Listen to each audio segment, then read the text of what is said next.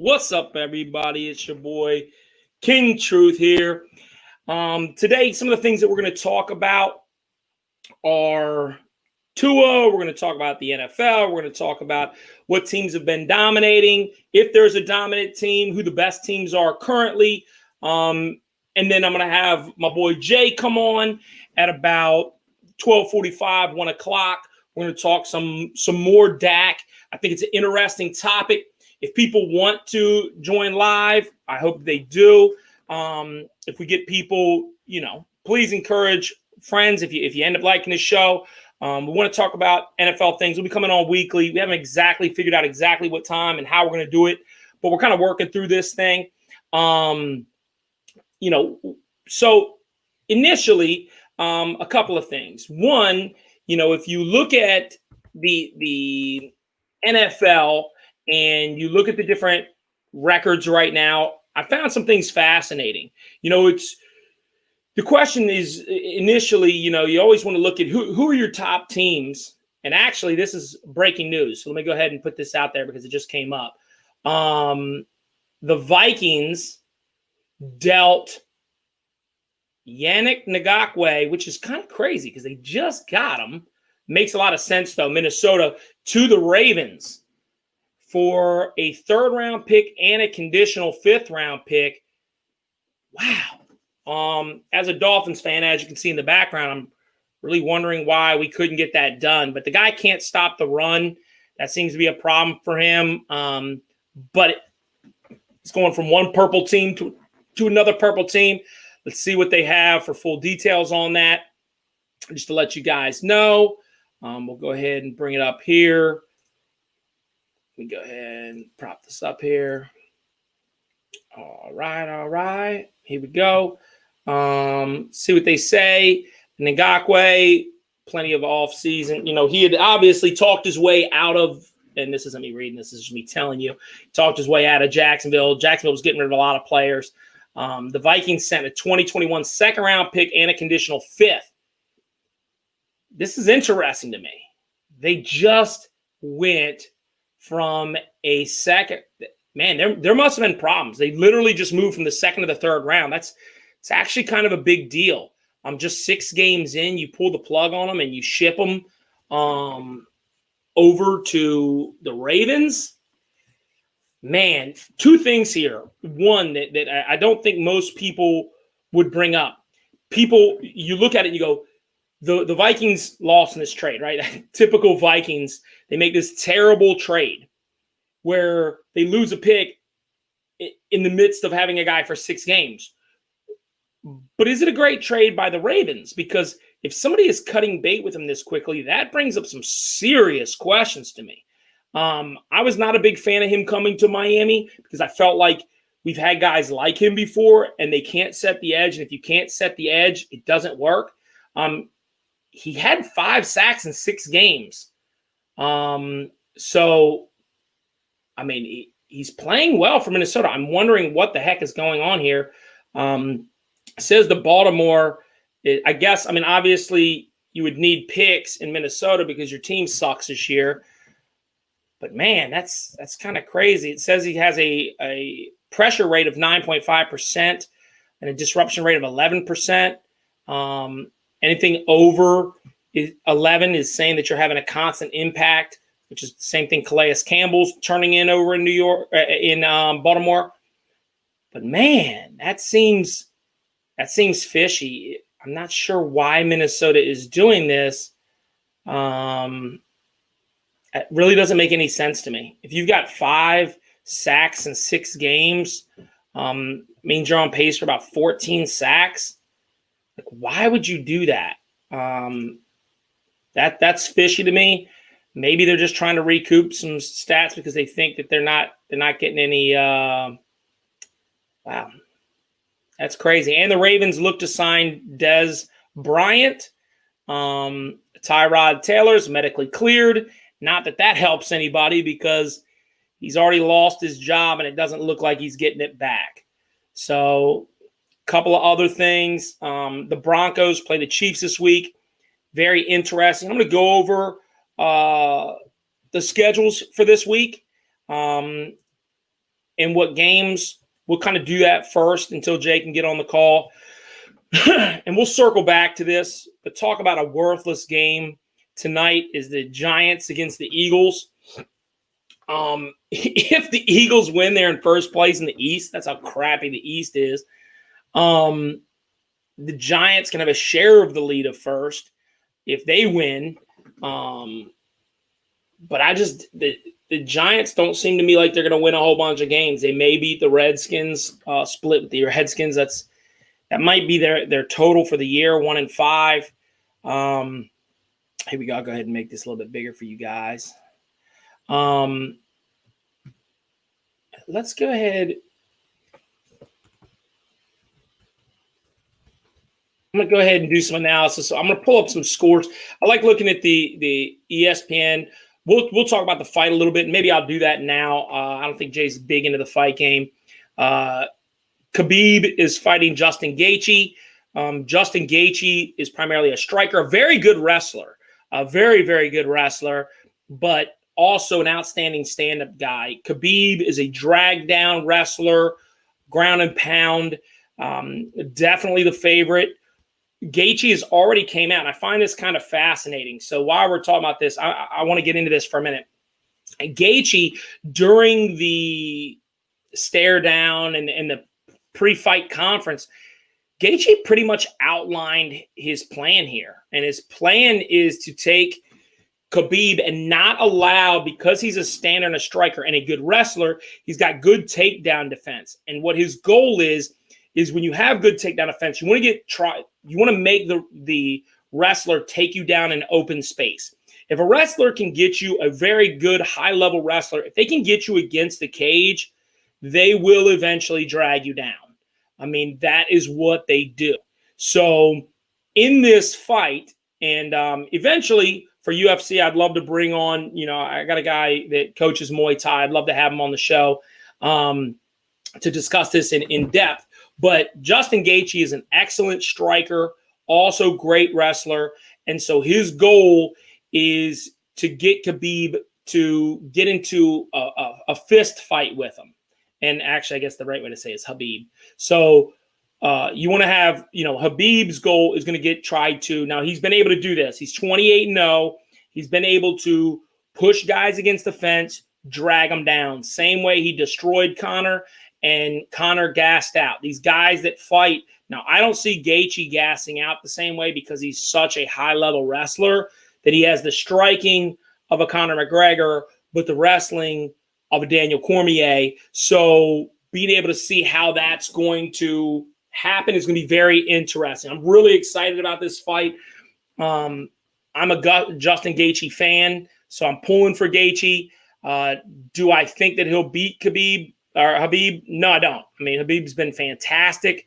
I believe he's from Kyrgyzstan. He's an amazing wrestler. It's weird because when I think of wrestling, I think of American type wrestling. It's a little bit different. In Russia, they do it a little bit differently. It's more like a grapple, high level grappling / wrestling. And so I think Gaethje is going to try to keep it in the middle of the cage. He set his plan. He says he's going to try to kick him. There's no hidden game plan here. He's going to try to defend all the takedowns. Gaethje's going to try to stand on his feet and strike and try to catch Habib. Habib is going to try to absorb some blows, throw a jab out there, move in for the takedown.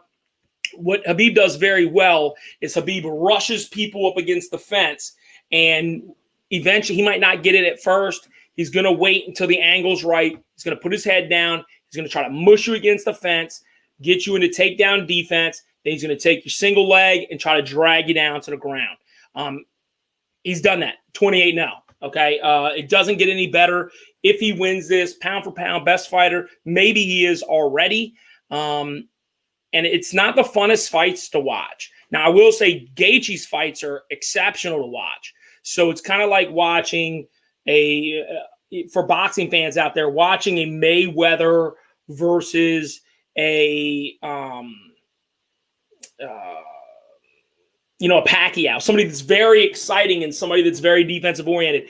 It could be for a boring fight, but it's going to be intense because the whole time, Khabib's only lost one, depending on who you ask, 1 to 2 rounds over 28 fights. This guy has been dominant, completely dominant. Justin Gaethje has been fantastic. He has lost. I think he has 2 losses, if I remember correctly. Go ahead and pull up his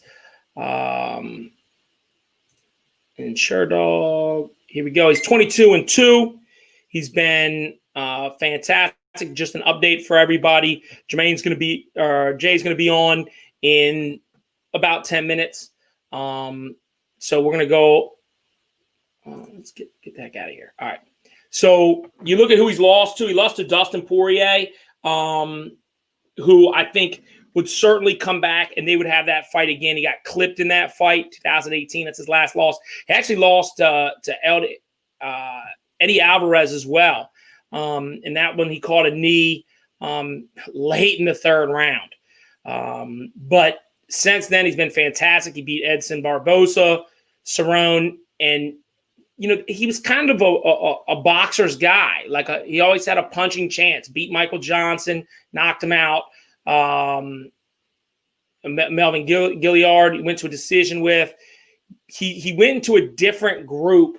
He was fighting for a different organization, won a championship, came to UFC. He's had 2 losses, and I think the Eddie Alvarez is a bad loss. But the Dustin Poirier is very good. I think they'll probably run that back if he loses. And Conor is fighting. Conor is fighting Poirier, and so if Poirier wins, then Poirier would fight for the belt. But I'm not sure. I'm not sure if Khabib plans on keeping fighting. I was watching his interview the other day, and I'm not sure. So Khabib's been fantastic.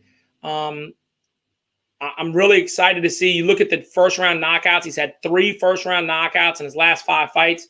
He beat the all-dog piss out of Tony Ferguson. And Tony Ferguson is a bad mofo.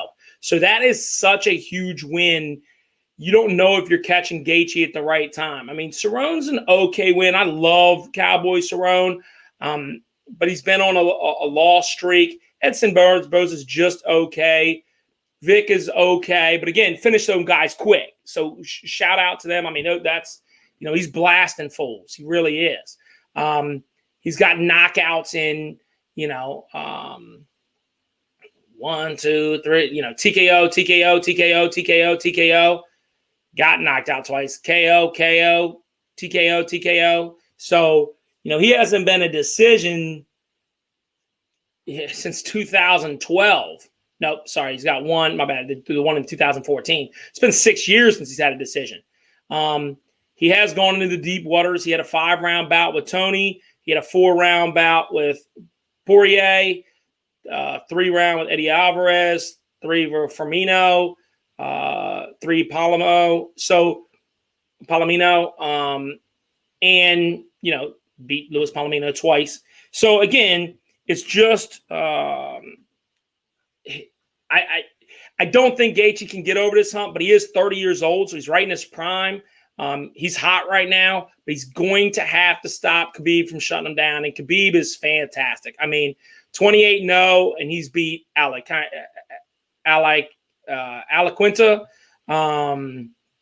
Edson Barboza. Again, but he's always. You look at submission, right? Dustin Poirier, and that's why I really think that'll be the next fight when he loses. I think Poirier against Gaethje is going to be something that's in demand. That rematch. But he smothered him, choked out Conor McGregor. Decision. Submitted Johnson. TKO punches.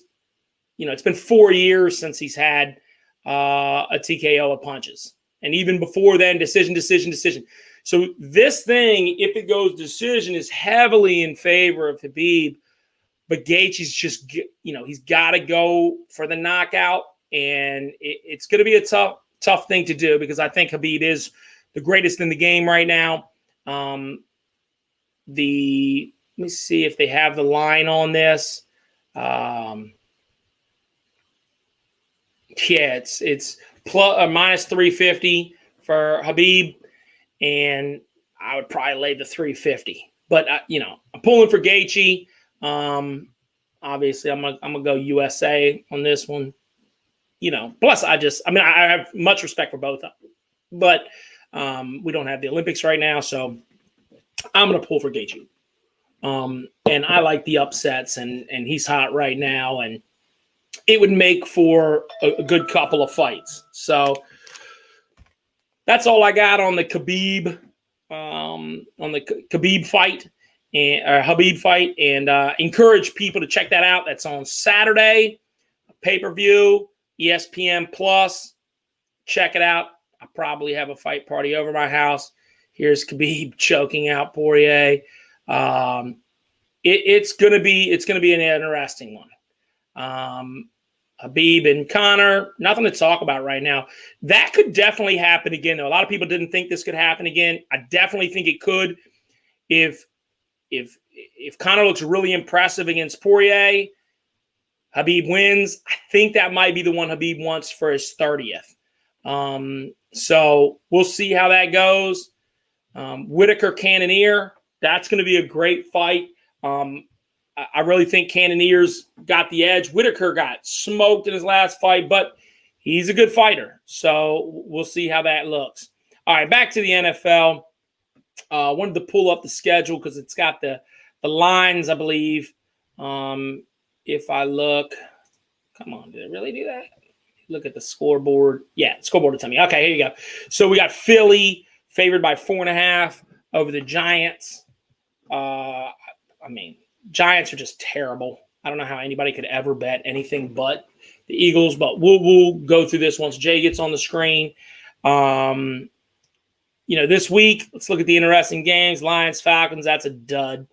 Browns, Bengals. This is an interesting game because the Browns, they got out to such a good start. Then they had to play some good teams. Got smoked.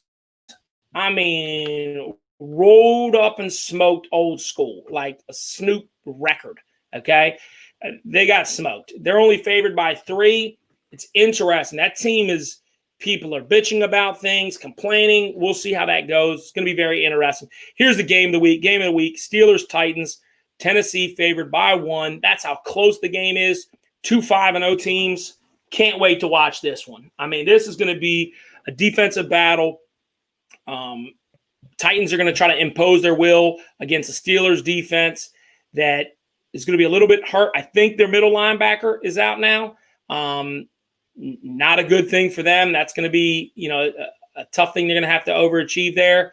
I'm probably going Tennessee in this one, but we'll circle back to it. Panthers, Saints. This is a game Saints have got to win. Saints are favored by 7.5. They've not looked good or consistent, or I guess consistently good. Bills, Jets. Jets are keeping Adam Gase for one reason. One reason. Everybody knows that reason. That reason is Clemson's quarterback. That's why. First-round pick. They're definitely, looking at I'm having a drawn a blank right now.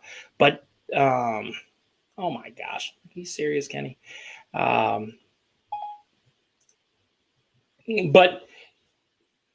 why am I sorry about that. A little bit of technical difficulties. But Trevor Lawrence, goodness gracious, come on, Kenny. But Trevor Lawrence is fantastic. It's interesting to see how that'll play out. But Trevor Lawrence or Fields, as they battle for the who gets picked first, I think it's going to be,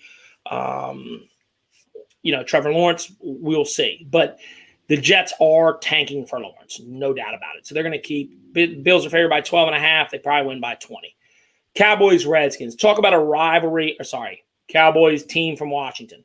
I'm sorry, but how the mighty have fallen. Those two teams are just a dumpster fire. It's got the Cowboys favored by 1. I'm not sure the Cowboys are beating anybody right now. They got a terrible defense. Washington's no better, but man, that game's gonna be a trailer. Just a trailer fire. It's just a dumpster fire. So Packers Texans. See how the Packers rebound. Texans, coming off finally getting a W 2 weeks ago, playing decent last week.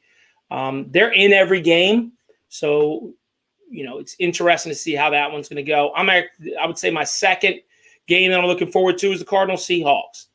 Seahawks, although 5-0, have been very close in a lot of their games. They're favored by 3.5 over the Cardinals, and this is going to be an interesting game. The Seahawks don't need this game as much as the Cardinals need it because San Fran got back into winning, and Cardinals did not look very good last week. Their quarterback, Kyler Murray, he missed quite a few throws. And yeah, you look at them and you go, okay, well, they beat the Cowboys last week, and it's like Cowboys are a dumpster fire. I mean, Kyler Murray missing people and you beat the Cowboys and the Jets. It's not impressive. You lost to the Panthers and the Lions. Neither of those teams are threatening anybody. You beat the Niners with nobody, and you beat the Redskins that stink. So everybody was ready to jump on the Arizona bandwagon. Yes, they've won the last 2 weeks in impressive fashion, but let's see what they do against the Seahawks. I don't see them beating the Seahawks. The Seahawks are favored by 3.5. Chiefs Broncos. Broncos bounced back, looked good last week, even with subpar quarterback play from their young quarterback. The Chiefs, they bounced back last week, looked really good. Niners Patriots. I'm interested in seeing this game. The Niners Patriots is one where you have two teams looking for an identity. And it's going to be interesting to see how that plays out. Let me add them here. Let me go bigger. New England's favored by 2. Both of these teams, Niners look really good last week. They looked terrible against Miami. Oh, boy. Here we go. Hold on. Entering. Yo. What's happening, brother? What's going on? So just going over real quick the games of this week. Get your thoughts on them. To me, the big game of the week is Steelers versus the Titans. You agree? Yeah, that's gonna be a good one. Yeah. So right now it's Tennessee by 1, laying 1 point. Favored by 1 to the Steelers. Man, in a game that I just think is going to be a good one. I mean, you're going to have two teams trying to attack defenses differently, but the Steelers have hung their hats on defense for a long time. There's no doubt Tennessee's going to try to establish that run early. And then I assume Steelers going to try to take that away. Tannehill's got to get the ball out quick. Is it A.J. Brown? Yeah, A.J. Brown. Yeah, he's got to make the contested catches because the ball's going to be coming out quick. But I think they're going to try to establish the run. Pittsburgh's going to be trying to throw the ball because I think that's the best chance against that Tennessee defense. What you think? I think it's going to be difficult for Tennessee to run the ball this week with Taylor Lewan being out. That's true. Yeah, so that's going to be pretty difficult. Didn't Pittsburgh just lose their middle linebacker and he out? Yeah, Devin Bush. Yeah, right. Devin Bush is out. Right. Yeah, is he out for? He's out for the season too, right? He's out for the season. Yeah. Bad timing for both those guys. Those are both great players, Taylor Lewan, and it's kind of interesting how that's going to play out, right? You lose a major cog on your offensive line. They lose their best middle linebacker. Who's going to win the battle of the backups there? I think you got to go. We got to go with Pittsburgh in that one. I think you got to go with Pittsburgh. Taylor Lewan, that's a big. That's big. Yeah, so I like Pittsburgh in that game right there. Yeah, I just like watching that game right there. I can't. I like that type of football, the type that both of those play.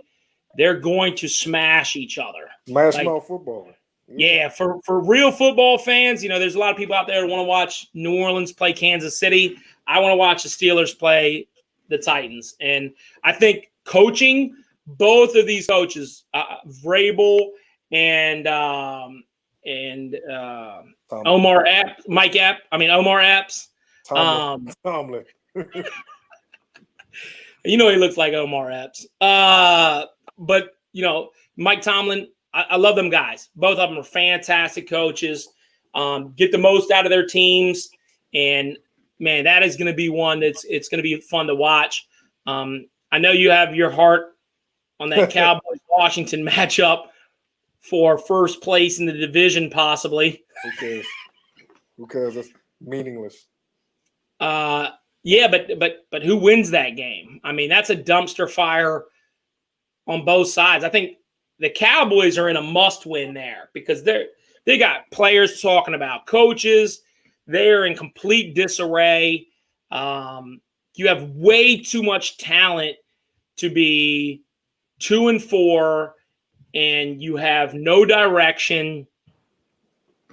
And I heard that they're taking away the play calling. Is that correct, or did you hear anything else on that? No, I haven't heard anything. I haven't heard anything about that, but I don't agree with that. We talked about that last night. You want to up your camera some so your eyes are in it? There you go. Okay, my bad.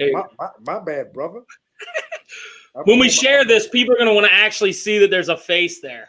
Yeah, no, but my thing when it comes to the play calling and stuff like that, nobody was saying anything. Last year they were first in offense, and this year, even though it was garbage time yards, they're still in the top 5 in offense. You know what I'm saying? And Mike McCarthy came to that team knowing that he wouldn't be the play caller. So why all of a sudden do they need to change the play calling duties? I don't understand. Yeah, and offense doesn't. I mean, their problems are all over the field. First of all, whoever the GM is essentially Jerry Jones, right? That's the problem. Yeah, these two teams have the same issue. It's ownership. You can't get past that because Jerry Jones is a lot older, but both of them aren't going anywhere. Jerry Jones may in a few years, but both of them aren't going anywhere anytime soon. So as long as you have Dan Snyder and Jerry Jones as your owners, nothing's going to happen. Nothing's going to happen good. Gotcha. Now, how do you feel about, I've heard a lot of quiet whispers about the Cardinals being kind of a team to watch. But when I look at their teams that they beat trash teams. Now, don't get me wrong, winning is winning. But you got trashed twice. Kyler Murray's been inaccurate, to be kind. He's an electric guy, but they play the Seahawks, and the Seahawks, although 5-0, they've won 3 of those in the last minute and 2 the last second of the game. So, what'd you say? I said that's what they do. They did that last year. That's true. Yeah. But I don't know. I'm interested in seeing that game. I think the Cardinals are going to get rolled, but you have an electric quarterback that can make plays. I'm interested in the Niners-Patriots game. Looks like two teams trying to figure out who they are with the players that they have, right? One lost Tom Brady, then gets Cam, then has these 9 players opt out. Cam comes back. New England starts the season pretty hot. Looked bad last week. And then you have the Niners. They're missing players. They lose even more players. They look terrible. They get smoked by the Dolphins. They come back and they play a really good game last week. Garoppolo looks like a daggone Pro Bowler last week. The offense rolls. They win easily. They're 3-3. They're right there. They've got an extremely tough schedule ahead of them. I want to say they play look at the Niners schedule coming up, right? So they beat the Rams, who a lot of people are really high on. I mean, and beat them even worse than this score really looks. I think it was 24-3 at one point. They play the Patriots this week. Again, just really interested in that game to see. The Patriots are in big trouble if they lose, right? I mean, all of a sudden you're 2-4. Don't you think that players start asking the question, was it Tom? Is that fair? I mean, you still have those factors that you mentioned earlier, the opt outs, and Cam just got back from COVID and stuff like that. When he was in, he played well. Even though they lost to Seattle, it was still a close game. I think Cam can win there. He's handicapped because he doesn't. It's the same thing. Tom didn't have weapons, but Tom's famous for doing more with less, but not as he got older. But I think Cam can pull it out. Buffalo showed us. What did they just show us? Are they as good as people thought they were? No. So their division can be had. So agree or disagree with me on this. Do I think so? And I got some inside information yesterday that since we don't have much viewership until I start pushing this thing out there, I can say this. But I actually got some inside information yesterday about Bill Belichick really being bitter towards Tom Brady.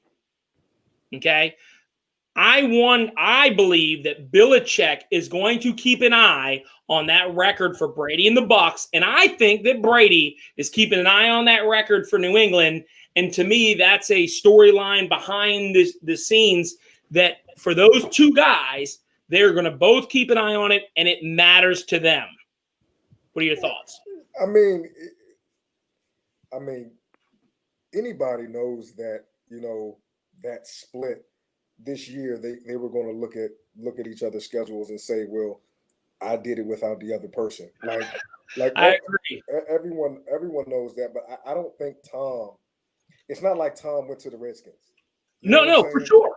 So I don't think that if let's say hypothetically the Bucs go 12-4 or something like that, and New England goes 8-8, 9-7, Tom. You went to the best situation you could possibly go to. So it's not like, you went to a team that was struggling and because of you, they, now granted, they had Jameis last year, they had damn near the same team, but the defense you just beat me to it. I was about to bring it up. Yeah, but the defense stunk because Jameis put them in bad situations. Jameis lost at least 3 games literally at the end of the game. You know what I'm saying? So I mean,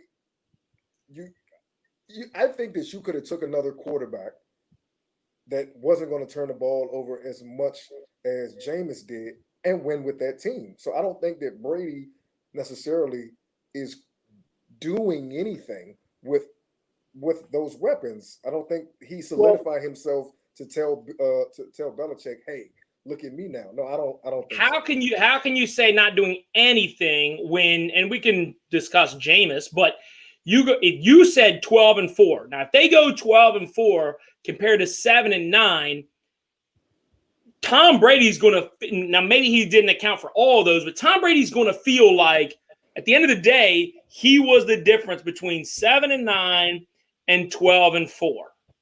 And I can't really fault that. Whereas if New England, now granted they had a little bit more people dropping off, but if they go from 12-4 and then without him and you end up 7-9,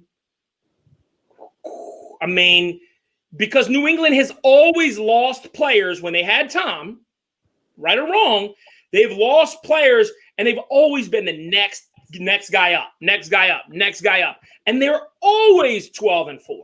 So if Brady goes from a team that's 7-9 and goes 12-4, and you look back 2019, 12-4, 2018, 11-5, 2017, 13-3, 2016, 14, and we both know it goes on and on and on. And then he continues that, but with a Tampa Bay uniform on. And then all of a sudden, you know, this team that is, let's go to Tampa's, they're 9-7, 9-7, 7-9, 7-9, 6-10, 9-7. Then all of a sudden they're 12-4. Hard to not believe that that's a Tom Brady. So let me ask you this: Who's the best to you? Who's the best middle tier quarterback? Like middle tier, not the Brady's and the Aaron Rodgers and those quarterbacks. Who's the best middle guy? Like that's Ryan Tannehill is the best middle guy. Boom, perfect. That's what I was going to say. Okay, so you're telling me that if you give Ryan Tannehill the same weapons and everything that Brady has in Tampa, he couldn't lead them to double-digit victory, double-digit wins? Well, no. Come on. No, man. I'm trying to be. I'm being honest. I don't know. If you ask me which one, do I think the team would play better with Tannehill or Brady for just this year? I'm not asking that. I'm asking with Tannehill, could the Bucs win double-digit games? And what I'm saying is it would be real close. 10-6, could they? Yes. Would I bet it? You know, somewhere between 9-7, 10-6. That's what I think Tannehill would do. Okay, so you went from 7-9 last year with Jameis. Right, because Tannehill's not going to throw those picks. He's not going to throw for 5,000 yards. So he's not going to throw stupid picks. That's what they were missing. They were missing, dude. Like he literally lost like 3 games. Literally, there's no way you can say he didn't. So with him losing 3 games, and once again, the defense wasn't as good last year because he put them in horrible predicaments. So let's say the whole season he doesn't put them in horrible predicaments and he doesn't lose 3 games. Last year they may win 10 or 11 games. So honestly, what is Brady doing? He's winning those games. Yes. You remember how because here's one thing that you even said, Jay, earlier, and we agree that at the end of the day, when you're talking about what takes a guy from the middle tier to the upper tier or to the lower upper tier, but somewhere in that upper conversation is a guy that Russell Wilson's a game, right? At the end of the game, you give him a possession, you go, oh shit, we're in trouble. Right. You do not want to leave Tom. I don't care if me and you are the receivers. You don't want to leave Tom Brady on the field down 5 and give him the ball back with 1.5 minutes left. You just don't want to do that because he's still a legend. And he can still make that happen. Whereas, you know, Tannehill, if he gets that chance, maybe he does, maybe he doesn't. Who would I rather have the ball with 1.5 minutes left? Give me Brady. I mean, of course, but I mean, we're just talking about as far as them winning more games. Like, I think that Tannehill, you know, and a few of these, maybe Goff, you know, these middle of the road quarterbacks with this team could do it. And with this defense playing the way it's playing, like, come on, man. Fair enough. And we'll circle back to this. I'm going to hit one more thing before we get back onto the main topics of the show today. But Bears-Rams, interesting to me. Monday Night Football, Rams are favored by 6. Are the Bears being disrespected? Are the Bears being disrespected? I think that people are overreacting to the win against the Bucs and Nick Foles. I think that people are. I just think they're overreacting to. Are they underreacting to how good that defense is, though? I mean, how good is it? How good? I mean, Khalil Mack, is just a freak of nature. Well, and you look at the amount of points they've given up, right? They've given up 19. They've given up 16. They've given up 13 in an era where, as you know, there's been more points scored through the first 6 weeks in the history of the NFL this year. So when everyone else is giving up 28 points a game, they're giving up closer to 20. That's pretty amazing. I mean, if you think about it, they've given up 23 or less points in every game except one, right? And that was the Falcons. Who they played? they played. Now, again, you play the teams on your schedule, but they played the Giants, they played the Lions, they played the Bucks, they played the Colts, they played the Falcons, they played the Panthers. Okay. So they haven't played great teams. I give you that. But in the NFL today, we can look at all those teams. I mean, we agree that Green Bay is a good team, and they got their ass kicked, right? Somebody dropped 30 on them, easy peasy, right? I almost said New England. Tampa Bay did, right? And so I'm just saying, I feel like they may be getting some disrespect in terms of what they can accomplish, because nobody's going to put them over Green Bay. I get that. But, they've only given up 116 points. But what is their defense ranked? The defense is ranked 26th. The defense is ranked. But hold on. When they do total defense, it's kind of messed up because they do this 24th against the pass, 27th against the run. But that's yardage. That's yardage. So when you go points against, they're, I want to say like 4th or something. They've given up, let's see. So here they are in the NFC. They've given up one.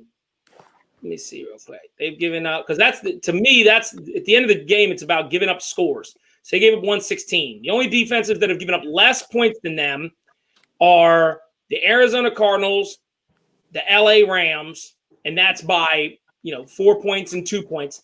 That's it in the NFC. That's it. Third best defense, scoring defense in the NFC.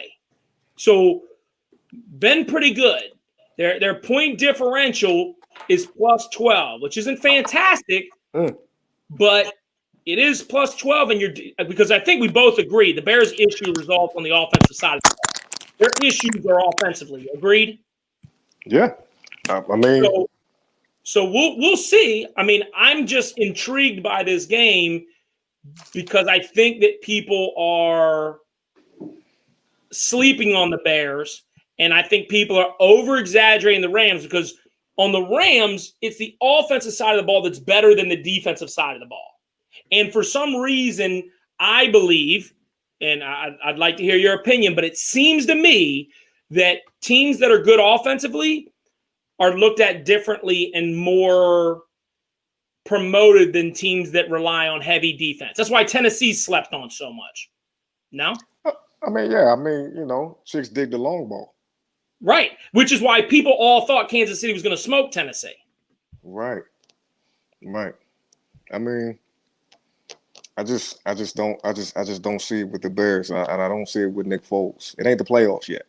so that's true. You got Tariq Cohen out for the season, so that hurts.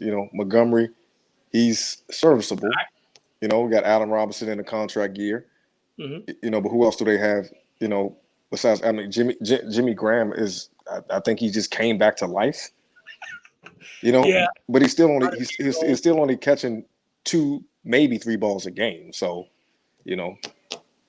I mean, I just don't see it when it comes to Chicago. Right, and I can understand how people see that. I'm intrigued. I'm excited about seeing that game Monday.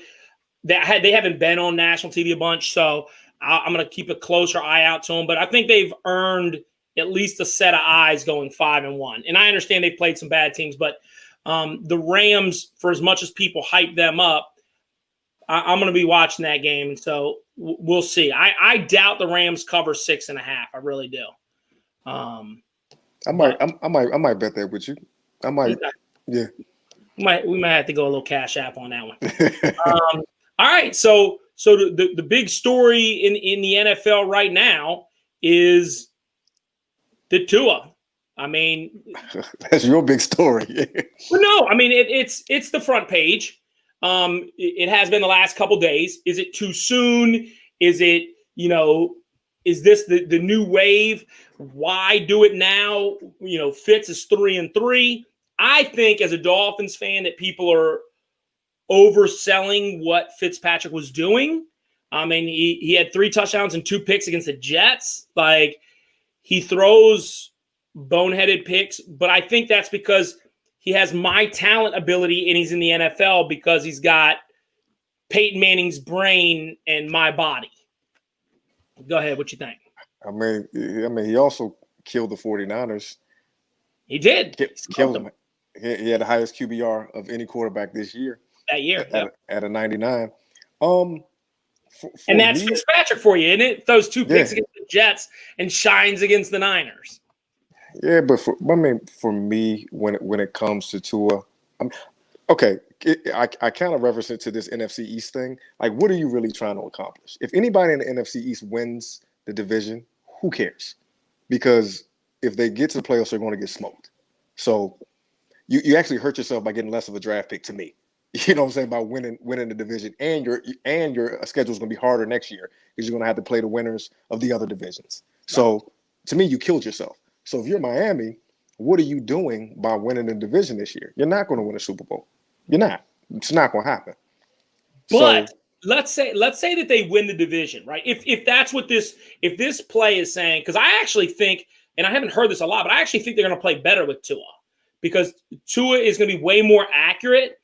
I like Fitz. Fitz is a good energy guy, but when he throws the ball as a quarterback coach and as somebody that's worked with a lot of quarterbacks, he's not accurate. I mean, he that's why he succeeds the best with who? Brandon Marshall. Who was the big white boy out of the Jets that he was throwing to? Decker, Brandon Marshall. He likes these big targets that he can throw the ball up to. Devontae Parker in Miami. Mike Evans when he was in Tampa, right?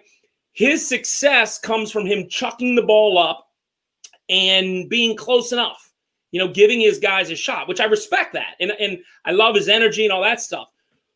With Tua, if he's able to be as accurate as he has been historically in college, he is able to put the ball in positions. And one of the things you notice when you watch film on Tua in college, now everybody can go, oh, he had these great receivers. It's like, okay, but what I look for is when a guy's coming across the field, do you put the ball out in front of him so he can catch it, turn, and run?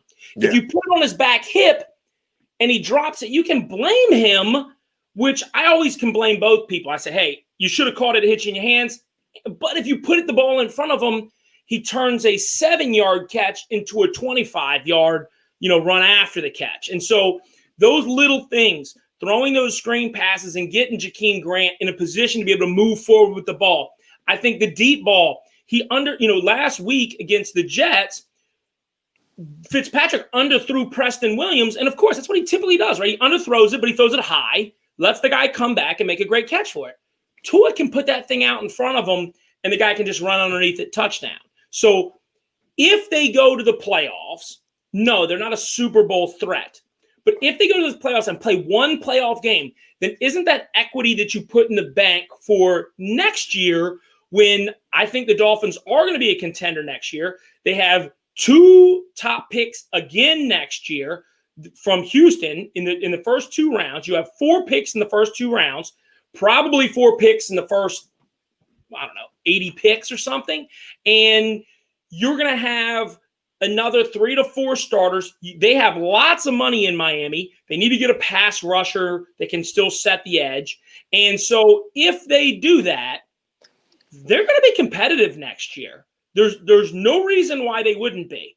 And so if that's the case, then when he has a playoff game next year, it's just like when we saw Mahomes get ousted early in the playoffs. We saw other players get out. A lot of times it's not your first time you get there, you roll ship. Not everybody's Russell Wilson and Ben Roethlisberger. Some people got to get there, get their feet wet, and then produce in the following year. What do you think about that? I mean, like I said, I just think they should have stuck with Fitzpatrick because if you brought up Patrick Mahomes, in his first year he didn't play till the last game. He played the last game, and that was it. And then he played the year after. I think that you need to make sure that Tua is completely healthy. You know what I'm saying? And because if they play the Rams when he comes back, correct? That's a tough game open against Aaron Donald. I mean, that's what I'm saying. And you see how Aaron Donald against Washington, first thing he did was jump on Alex Smith's back. I saw that. Yeah, so you know what I'm saying? Like you got to make sure that Tua is completely healthy.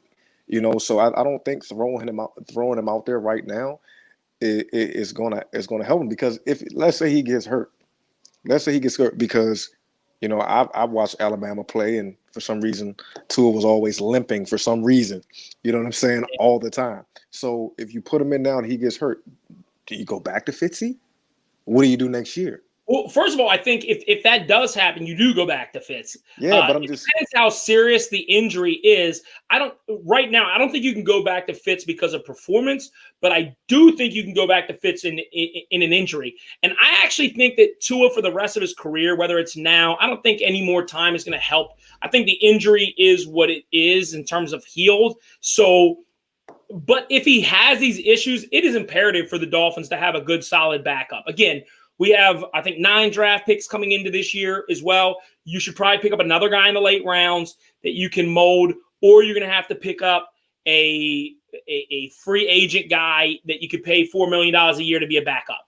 You're going to have a solid backup in Miami. That's, to me, that's just how it's going to have to be. I don't think who's your guys' GM? I don't think you guys draft or do free agency well. I think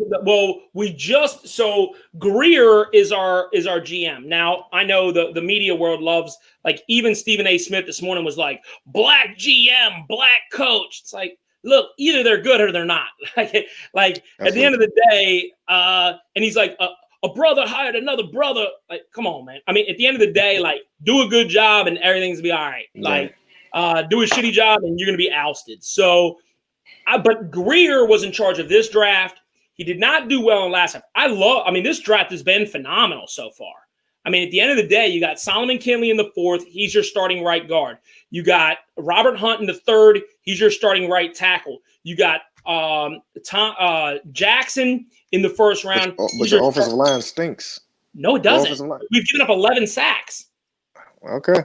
So PFF says that we're 26th. Which for having 3 rookies start, that's fantastic. I have no problem with that. Okay. So again, this is not our year. This is not the Dolphins' year, but these guys have played well. I've watched the tape. When you're looking at, to be honest with you, our weakest positions are center, which is Karras, who we got from New England. Yes. But again, it's hard. I mean, can you imagine? Center is kind of your for people that don't know, it's your quarterback of your offensive line. He's got to make the line calls. He's going to make many of the reads. And so he's going to call the shifts and that kind of stuff, blitzes, that type of stuff. So as he calls that, when you have rookies, I mean, they're going to make rookie mistakes. These guys, Hunt is a raging Cajun. So it's not like from Louisiana Tech or Louisiana State, right? And those guys, it's going to take some time, and so I don't have any problem with them being, having 11 sacks, only giving up 11 sacks. And a lot of that, they say, well, that's Fitz. Well, okay. Moving around, yeah. It is. And I think that, the PFF ranking, it all depends how much you want to value that. But with hurries and rushes and that kind of stuff, actually, Fitz has been fantastic at getting the ball out quick. I am concerned because Tua is known for holding the ball a little too long. Yeah. Yeah. And so hopefully he's learned that from Fitz. But to me, he's going to need some time, and people can say the Mahomes thing, but we don't know if Mahomes, they were in the playoff hunt that year. And we don't know that if Mahomes wouldn't have came in, then maybe the next year would have been their Super Bowl year. But instead, it was 2 years after. So we don't know that. I like to think that guys needs a little bit of slow cooking. I thought they were going to bring him at the bye. It's funny because I want to say it was either week 6 or week 7 that I said at the beginning of the year that they should bring him in. And that was because their schedule's changed. They switched teams around. But it was supposed to be a span where they had after the Rams game before, they had Jets, bye week, Jets, Bengals. And I'm like, yup, put him in then. Have those 4 games so he feels real comfortable. They switched the schedule around, but the Dolphins play a pretty reasonable schedule until the last 4 weeks. They have a little bit of a tough go at it, but they have. Let me go ahead and pull them up real quick. They're the next. Let's go to there just real quick because they play. Again, Arizona, they play. Here's the next 4. The next 4 is the Rams, which are going to be tough. Then they play the Chargers. Chargers are certainly beatable. They've got one win. Bengals got one win. But I think they're playing well. They are. Well, the quarterback's playing okay. Yeah. He's playing well. The Bengals are playing well. They got one win, but they're on that younger team type deal too. Right. Then they play Kansas City. Where this doesn't seem like, because they don't jump into that yet because they still play the Jets. So okay, here's what they got next. So they got the Rams, then they got the Cardinals, then they got the Chargers. So in those 3 games, you're going to find out. I think they're winnable. Yeah, and they're all average teams, right? They could go either way. Right. So if you can beat 2 out of 3, it kind of establishes where you're at. If you win 1 out of 3, then yes, you probably would have done better with Fitz. Then you play the Broncos and Jets and Bengals the next 3. Should be at least 2 out of 3. Okay. So then your season finishes up. You got the Chiefs, the Patriots, the Raiders, the Bills. Those will all 4 be solid teams that are competing for playoffs, in my opinion, unless the Patriots fall off. Right. But the Chiefs, the Dolphins are actually built to compete against the Chiefs. They spent so much money on their corners. They have Xavier Howard, who leads the NFL in interceptions. They have how many interceptions does he have? 4, and he's only played 4 games. He didn't play the first 2 games this season. Yeah, he's tied. He's tied with Kendall Fuller. Okay. He's tied with Fuller. Yep, Fuller made number 4. Xavier Howard made number 4. But Xavier's only played in 4 games. And actually, in his last 26 games, he has 17 interceptions or something. I mean, he gets his hands on the balls. On the other side, you have the free agent that they got from Dallas, who can't grab interceptions, but he's sticky. He's only given up 2 catches the last 2 weeks. But Byron Jones. But didn't he miss the first 3 or 4 games? He did. And that's why you look at, since they've had Byron Jones and Xavier Howard on the field, because when they didn't have Byron Jones on the field, they had Noah Igbenogany, which is a first-round pick, and you had him guarding Stephon Diggs. Well, shit, that's a hell of a task. Everybody wants to throw Noah as a bad pick. That's brutal. I don't care who you are. That's tough lining up that way. Now, since they've both been in, combined, they've given up 4 catches for 26 yards. But why? Let me ask you something. Why did you even pick him in the first round? So I think the idea is that Xavier Howard, after this year, his contract makes him expendable. They just signed him. No. I understand that. But by the time he comes up big, I think in Brian Flores, but as you know, you need to have 3 corners in this NFL. You do. Yeah, but you didn't have you could have did something else with that first round pick besides getting a corner. The true argument is whether or not you would have taken J.K. Dobbins. That's really, in my opinion, that was your other guy. You missed Clyde Edwards-Helaire. I believe by 1 pick. We picked him right after him.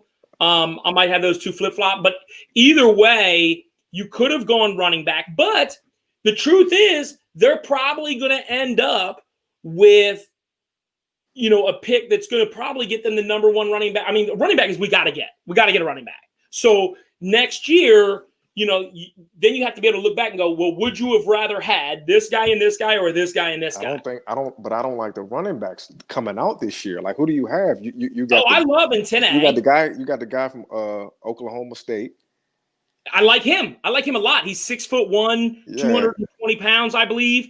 But can he do all the things that Edwards-Helaire can do? Could he do all the things that J.K. Dobbins could do?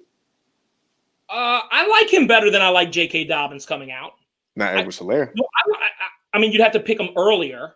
Well, Edwards-Helaire is an enigma. I loved him, but it's hard for some people to see past 5'6", and you're gonna pound the ball in your 5'6". I mean, I liked him, so I'm not saying that I wouldn't have rather gone that way. Emmitt Smith was 5'9", so. No. And again, there's been Maurice Jones-Drew was fantastic. Yeah. So I'm not saying that doesn't exist. I'm just saying that the odds of having certain people like prototypes, and at the end of the day, Bill Belichick is the Bill Parcells tree. And I hate to do it this way, but it does work out this way. Flores is an extension of the Bill Parcells. Bill Parcells, which is why it was kind of surprising, and they say that it was the owner's call to take Tua, is that those guys like prototypes. They do.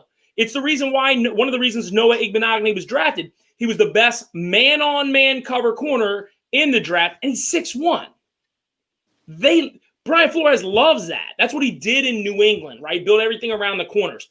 So far, with the two high-end corners, and again, we have to see what the next couple games play out. Mm-hmm. But these guys have shut teams down. I mean, he smoked San Francisco. Everybody says San Francisco is dead. San Francisco comes back the next week, and who did they beat the Rams easily?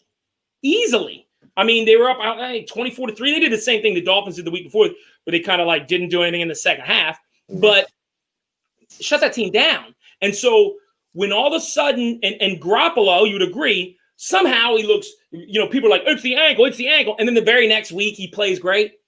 Like maybe it's two-man coverages blasting his first two options and then covering Kittle with what's the guy's name? They got the cornerback. They actually took him from corner in New England and made him the strong safety in Miami.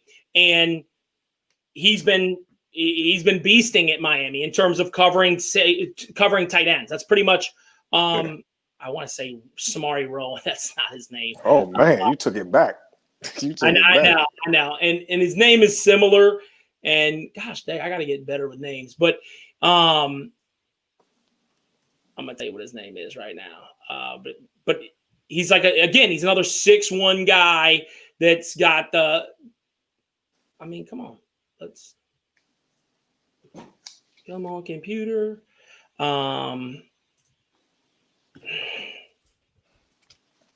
But anyways, the Dolphins are built through their defensive backfield, and so far in the two games where, again, you've got to stay healthy, but where they've been healthy, they've been extremely good, and that's why it's going to be interesting to see.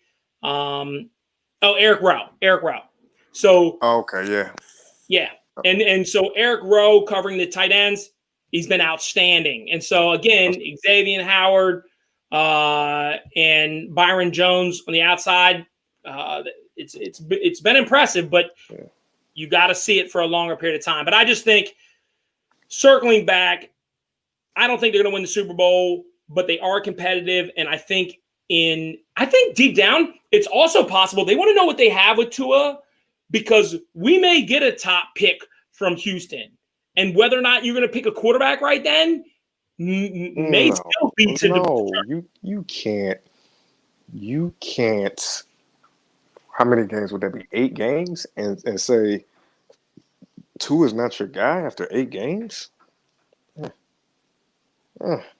Well, not necessarily not your guy, but if he looks like crap, maybe you go, well, let's draft another guy just in case. I mean, who else? I mean, didn't the Redskins do that with Kirk Cousins and RG3? Well, RG3 wasn't Shanahan's guy. That was a Dan Snyder pick. Well, but so was, according to the sources that said that Tua was a Stephen Ross pick. Yeah, I don't. But see, but you also drafted Kirk Cousins in the 4th round. So even if you do want to draft a quarterback, I don't think you can draft a 1st round quarterback. You can't do what Green Bay did. You know what I'm saying? Like, you can't do that. So get somebody maybe 3rd, 4th, 5th round, groom them. Well, we'll see. Obviously it's my team, so I'm ultra intrigued. Yeah, all right, so next category, Dak. So we had this discussion yesterday. Is Dak more valuable? Because this is what I've heard. I've heard lots of talking heads saying Dak just made himself a lot of money when the Dallas got rolled this past weekend. Go. I can be on this point for like 3 hours. Like it's really hard for me to understand how Dak made more money by the Cowboys doing the same exact things that they did when he played. They lost. That's it. That's all. How did he make himself more money when they're still continuing to lose? Like you're the reason why they get down, because when the game is close, you don't do anything. So once the game gets out of hand, then you want to, start playing against prevent coverage and stuff like that, and coming back.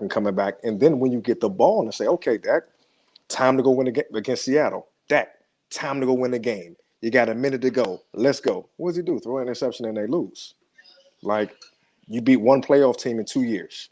You're 6-11 in your last 17 games. Like, I don't get it. Like, I really don't get it. And if Dak was your guy, you should have paid him. Stop franchising him. Like, what are you trying to do? Like, I don't get this whole Dak thing. And like I said, not to be, I know this may be controversial, but it's the black pundits that are saying that this guy needs to be paid and see what happened and stuff like that. No, he's not that good, and Jerry Jones sees that. But Jerry Jones didn't have anybody else even serviceable until now. Now, Dalton had a bad game, but he's serviceable. He didn't have who he had, Cooper Rush behind Dak. That's who he had. He's not serviceable. So you can't bench Dak or for Cooper Rush, or there was nobody else to get besides him. So they have a team that is in win now mode, and Dak still couldn't win. Just look at it all like this. People talk about the Dak versus Carson Wentz thing. Last year, when it was do or die for Dak, you beat Philadelphia, you go to the playoffs. He couldn't do it. They scored 9 points. Take CeeDee Lamb, Amari, Gallup, Zeke, and his whole offensive line away for Dak, and you see how he plays. Let me ask you this.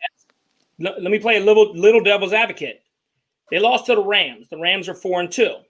They beat the Falcons. They lost to the Seahawks. They're 6-0. They didn't beat the Falcons. They didn't beat the Falcons. I won't. I will not count that. Are 4-2. Browns beat them. The Cardinals are 4-2. So they have not lost to any teams under 500. You're making my point. You can't beat playoff teams. You're making my point. If you can't beat playoff teams, if you can only beat up on Washington and only beat up, he's like 13-3 against the Giants. Like, if you can only beat up on sorry teams, what are you? You can't beat Aaron Rodgers. You can't beat you can't beat the Rams. You can't beat these top teams. So what are you? What makes these pundits and people believe that he should be paid and that he's this great quarterback when he can't go out there and beat? Okay, what did where does Dak go then? What do you see for Dak? Let's say he doesn't. So are you saying that you don't think he should get paid, or are you saying that you don't think you don't think he should, or do you say you don't think he will? Which one of those are you saying? Well, he's a top 10, 12 quarterback in an NFL. So he's going to get paid. Now, is he going to get paid 40? Or like Tennessee did with Tannehill, they didn't pay him like he was even in the back when Russell Wilson got his contract at 35 and stuff like that. They didn't pay him that much. You know what I'm saying? So that's what it is. Are they going to Tannehill? I think, and I could be wrong, but Tannehill really didn't beat the drum for a big contract. He just wanted a shot, and then once he did his shot, he did get it. I mean, they re-upped him, and I thought he did a very fair deal because I think he realizes the difference between being on a team with Miami and no pieces and being on a team in Tennessee with pieces. He says, "Screw it! I'd rather take a little bit less money and have a good team behind me." Right. And I think I shared this with you before, but in the last 16 games, Tannehill was 13-3. So was Mahomes. Tannehill had thrown more touchdowns.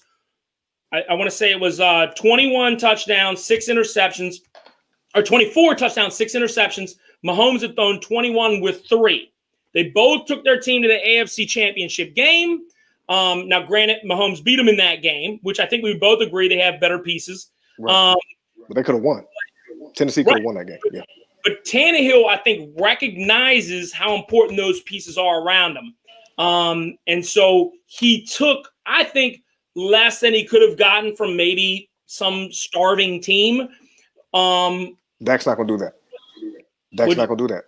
Dak's not going to take less. So then if he doesn't, where does he end up? Well, see, this is the thing. See, what people don't understand is next year he's not going to end up in Dallas. Is that? No, but listen, next year the cap actually goes down because the TV revenue goes down to 175 million. And if they pay him the franchise tag again, which will be 37 million, almost 38, he'll be 24% of his team's cap. You know what I'm saying? So that you don't want to pay a quarterback more than 14 to 16% of your cap. Then he'll be at 34% of the cap, 24% of the cap. That's too much. And see, this is what I just learned this morning. Everyone keeps talking about Jerry paid this guy, Jerry paid that guy, Jerry paid that guy. Why didn't he pay Dak? And I realized this morning, Dak needs all that stuff. Dak needs Zeke. Dak needs Amari. Dak needs Jalen Smith. Dak needs, the offensive line to succeed. He can't do what Carson Wentz does with nothing. So that's why Jerry paid all those people and didn't pay Zach. So what he did is say, well, I'm going to lock these people up because I know you need help. So I'm going to lock these people up. I'm going to give you the help that you need. You got to show me you can win with these people. And he's not doing it. So okay. So again, so you're saying Dallas does not pay him. No. They're not going to franchise him next year. No, they can't. They can't. So they're going to lose him in this off season coming up. Jerry's going to come to him and say, look here, dude, I got everything around you. You got hurt. I don't know what your ankle's going to do. You know what I'm saying? Here's 32 million. I mean, because, dude, everyone said that you're the most durable quarterback until you're not, because now you got hurt. So I can't give you 37 to 40 million. So take this 32. If you don't take the 32, give him that. Yes. Right. So what I'm saying is, if he's going, I think we both agree he's going to turn down a lower deal from Jerry Jones. Maybe, because now, like I said, he got hurt. He didn't get hurt last year. He's never been hurt before. So now that he's hurt, Jerry can now say, hey, dude, what if your ankle doesn't get any better? You're coming off an injury.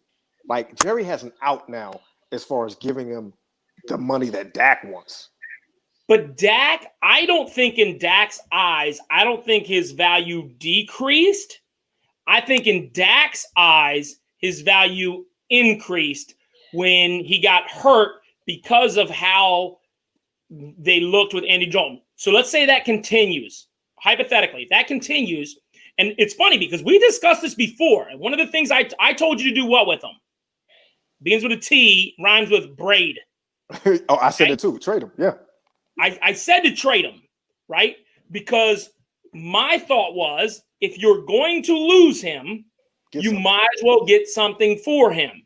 And if that's the case, he's injured, so he's harder to trade now because he would have to accept it. The other team would have to get – but a team might go, you know what? I don't want to bargain for him, and if we can't work out a deal, I'll franchise him. Just like with, ironically, who got traded today. I think Yahweh kind of did the same thing with the Jacksonville deal. You can trade for somebody, franchise them for a year, and then try to work out that deal. And if they can get them on board, like, hey, this way you can get your money, let's have this discussion but they don't want to negotiate with other teams for that. So it gives them a year to kind of – same thing, actually, that's what Tennessee did with Tannehill, right? They gave a 6th-round pick for him for exactly that same thing. Worked out, obviously, glorious for them, right? I knew, and I said this to anyone that would listen, when Tannehill went to Tennessee, he's going to be the starter. Like, he's going to beat out Marcus Mariota. He's going to be the starter there. He's perfect for that play-action pass, throwing the ball down the field. He does that really well. And he's an athlete, so he can zone read and everything that Marcus Mariota can do too. I think the Colts, it would be smart for them. Now, you're not going to get a whole bunch for him right now, But I think the Colts would probably give up a fourth to guarantee they could have him, let him rehab in their facility, work out a contract with him, because Rivers is really a one-year deal. Most Colts fans I've talked to have agreed that Rivers isn't really helping them. He's holding the tide together, but that team's got a great offensive line, a great defensive line, very good players all the way around, solid players all the way around, built primarily in the fronts with the defensive front seven and the offensive lines. Dak would look good there. So, and I think that, I don't think he's going to put him over the edge, but I can see how the Colts may think that. And they may want him for the next 6 years. They have a great financial position. They wouldn't have to use a draft pick. Let's be honest, they're going to make the playoffs. They're not going to have a great draft pick. They'd have to give up way too much to move up. Why would that not work? I mean, I'm not saying that it wouldn't. I mean, me personally, I don't think Dak puts anybody over the top. That's just me. You would agree that some team, he's not going to be like Jameis was. No. He's not. He's a good quarterback, but he's not great. But he can't do what Tom Brady was doing in New England and make everyone better. He can't do what Carson. Yeah, he can't do what Carson Wentz did last year. He can't do what Aaron Rodgers did when his defense was 32nd and he went 15-1. He can't do that. So he needs everything to go good around him to be a great quarterback. So you have to find a team that's going to put all this stuff around him, and then he's not going to be able to make as much money with needing all those pieces. Okay, quick question for you as we wrap this Dak topic. We'll just go into the NFC East, since they're first in the NFC East. How many wins the NFC East? 6. 6? Just go 5-1. Just go 5-1 in the division. 5-1 in the division. Yeah, 6.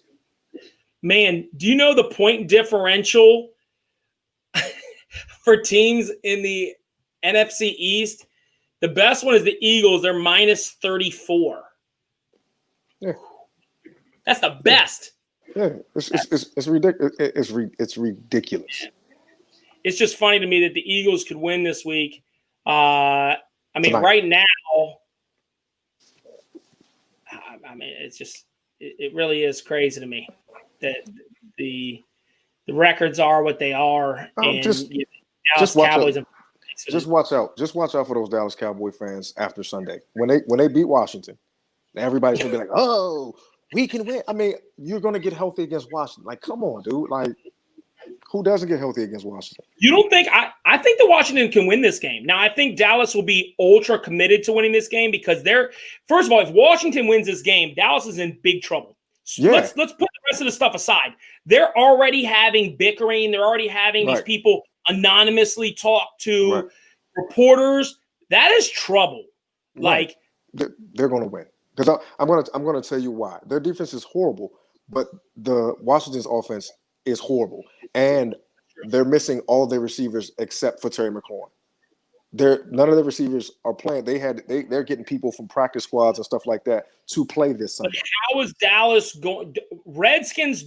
Dallas is going to want to run the ball to prove that it was an F up last week. Ezekiel Elliott's going to want to run the ball. The Redskins are decent at stopping the run, I believe. Is that accurate? Yeah, that is true. But at the end of the day, Washington is not going to be able to put up points like all the other teams are. Like I said, they have one receiver, and he's going to get triple teamed.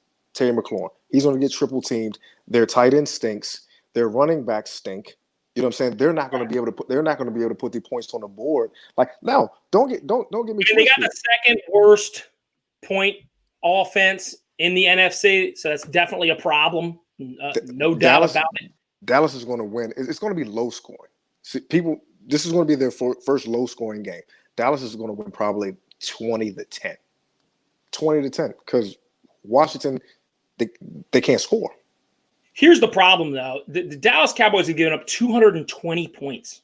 Doesn't matter. 220 points. I believe that you and I are playing for Washington. I don't even believe there hasn't even been another team that gave up 200, and they've given up 218. Like, they're giving up points to everybody. Right. So They're giving up the most points since the Oakland Raiders did it in the 60s. correct. Yep. Yeah. And So more than the Dolphins did last year, which was crazy to me. right. So but you and I are playing receiver for Washington this weekend. Why would Dallas not now? I watch and I think Jalen Smith's a player. Now maybe he's the only player over there, but I do see him getting. It's hard for him to get off blocks, but I just feel like they got to find a way to get some. That defense, you're gonna have to break that thing down. This week, you're gonna get healthy. This week, trust me, they're gonna look good this week. And then everything's BQ. Oh yeah. But they need to trade Gallup. Gotcha. All right. So this leads me into the next topic I wanted to discuss is the three best teams in the NFL. And the reason why, before we actually say what they are, I'm going to put this up on the screen because I kind of find this a little bit fascinating. This is very interesting to me. Let me go ahead and put this up on the screen. And it's the fact that you have three teams that are 5-0, right? So one of those teams can't, at this point, no team that has played 6 games, and a lot of teams have. So all the teams that have already had a bye week are the only 3 teams that are 5-0. Okay? That's interesting. The other thing is that obviously Pittsburgh plays the Titans, so one of those O's will be gone. I believe Seattle wins against Arizona this week, so there'll probably be 2 undefeated teams. Then you look at teams that only have 1 victory or none, and that's 7 teams. And it will be after this weekend as well. You look at teams that are bad. Like, have we ever had an NFL that had so many bad teams? Now, we can look at the Chargers, say they have 1 win, and they're not bad. They lose every game at the last second. Right. Bengals, the same thing. They got 1 win, but they also have a tie. But, I mean, you look at that, and there's 11 teams that have 0 or 1 wins. That means a third of the NFL has only won 1 game. That's crazy to me. There's only 3 teams that have 500 records. That's unusual. And that's the Dolphins, Niners, and Panthers. And I think everyone would agree those 3 teams are exactly average. Yep. So then you have teams that have really underachieved, in my opinion, the Saints. Right. You have the Patriots. You have obviously the Cowboys. You have a lot of these 4-2 teams that nobody believes in, I don't think. The Browns. We don't know what we have with the Colts. We don't know what we have with the Rams. We don't know what we have with the Cardinals. It's like it is a very diluted pond because there's a lot of bad teams. Dude, the Jets are terrible. The Vikings are terrible. The Falcons are terrible. The Jaguars are terrible.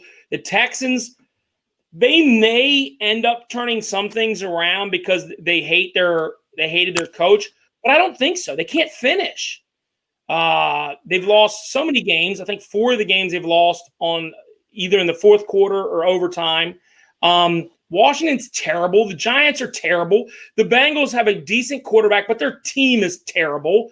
The Eagles team is terrible. They have a good quarterback. Same thing with the Chargers. Decimated by injuries, though. Chargers have a terrible coach. I don't care what anybody says about Anthony Lynn. That guy sucks. And I'm going to tell you why he sucks. He doesn't suck because he's just terrible. He sucks because he's the worst clock management. I watched him call a timeout 2 weeks ago, and I'm like, he just lost the game. If he doesn't call the timeout, there's 30 seconds left in the game when the other team gets the ball. Instead of having a minute, and the other team had an extra timeout, which they would have had to spell. So it's like that dude does everything wrong the last 4 minutes of a game. I think he's lost 16 games in the last 3 seasons in the fourth quarter. It's weird because I don't think he's a bad coach, like in terms of coaching people, but in terms of clock management, he is the worst I've ever seen in my life. It's not a coincidence this guy continues to lose in the last 2 minutes of games. And they have talent on the Chargers roster. Make no mistake, that roster's got some talent. Cowboys are terrible. Lions are terrible, right? I mean, when was the last time there's been that many terrible teams? Yeah. Denver's bad. Yeah. Yeah, Denver's bad. Now, they've been beat up. Yeah, they got a lot of injuries. Not having Noah Fant in their quarterback is hurting them. They lost their starting wide receiver. They lost Von Miller. They lost a lot of these guys week 1. So they I think they're just trying to get through the season. Mm. I thought it was a good win for Vic, their coach, the last week, because I didn't see them beating New England like that. The quarterback Luck didn't even look good. I like Luck, but he didn't look good last week, and they still kind of controlled that whole game. Putting together a lot of cool, creative defenses, I think. But the Panthers, they were supposed to be tanking this year, right? Like, weren't they supposed to be? Yeah, and they're playing without Run C Mac. Yeah, he's coming back in a couple of weeks. So my question is, looking at the league, who are our top dogs? Because, if I said 3 teams, I would say, are you going to say the 3 undefeated teams? Is it Pittsburgh? Is it Tennessee? Are they really, really for real? And Seattle? Because Seattle, again, won 3 at the last minute. Titans, I want to say, let's look at Titans, because I looked at this the other day, and I like the Titans, but let's look at something real quick. They beat the Broncos by 2. Mm-hmm. Okay? They beat the Jaguars by 3 after being behind most of that game. They beat the Vikings by 1. These are all 3 teams that we said are not good teams. Right. They smoked the Bills, which is a good team. Yep. And they barely beat the Texans in overtime. Yeah, I wouldn't pick them. So is Tennessee, who are the best 3 teams? What you think? I like the first 2 besides them, which is Pittsburgh and Seattle. And I know you're gonna think I'm crazy, but I actually think that Green Bay. Okay, so let's look at something else I want to point out. Here's the 5-0 from the Steelers. The Giants, the Broncos, the Texans, the Eagles, and the Browns. Are any of those teams good? No. And I think that's why this matchup with the Titans is going to be interesting. I actually am not sure I buy the Steelers quite yet. The Steelers are going to be known the next 2 games. They got at the Ravens and at the Titans. Those 2 will tell me. To me right now, I'm going to say, I know Kansas City's got 1 loss, but I'm going to put Kansas City, and then I'm going to take Tampa. The way they looked last week, they just rolled Green Bay. Yeah, I mean, how do you put Green Bay up over Tampa when Tampa just drummed them? Because I believe in Aaron Rodgers. That's why. I'm an A-Rod fanatic, but Tampa's going to get.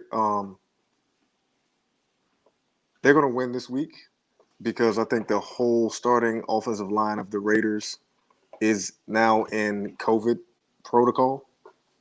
So, well, then when they move that game, so I mean, how do you not play? I don't know, because the guy that they got from the Patriots was the guy, the big guy, Brown, that they got from the Patriots, Troy Brown. Mm-hmm. The tackle, he had COVID and he was around his teammates, his offensive linemen, so they sent them home. Yeah, Trent Brown. So they sent them home. So the whole starting line they sent home. So they may not play this weekend, the whole offensive line. So what do you do there? Well, the Raiders have already had their bye, didn't they? Yeah. Yeah, but I mean, I think they can still fill a team. They can still fill the line. Okay, gotcha. You see what I'm saying? I don't think that they're gonna cancel the game. I'm just gonna think they're gonna have to fill the line. So if you play with that line, with a whole new line, like the Eagles or the Cowboys or something like that, you're not gonna beat them. You're not gonna do it.